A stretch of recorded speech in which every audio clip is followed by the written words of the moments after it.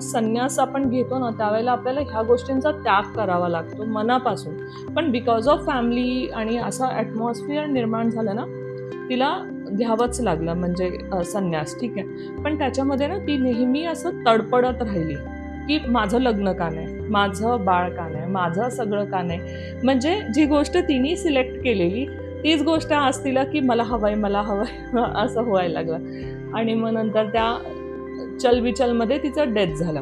आता या दोन्ही एक्स्ट्रीम गोष्टी आहेत. म्हणजे एक एकदम संसारी गोष्ट तिने पाहिली, एक एकदम संन्यासी गोष्ट तिने पाहिली. ॲटलिस्ट संन्यासी होती त्यावेळेला तिने लढली असती फॅमिली बरोबर की नाही मला नाही जमत आहे, मला नॉर्मल लाईफ पाहिजे. तरी पण ते सॅटिस्फॅक्शन झालं असतं की ठीक आहे हे ठरवलं, हे केलं, मला जे सॅटिस्फॅक्शन द्यायचं होतं स्वतःला ते मला भेटलं.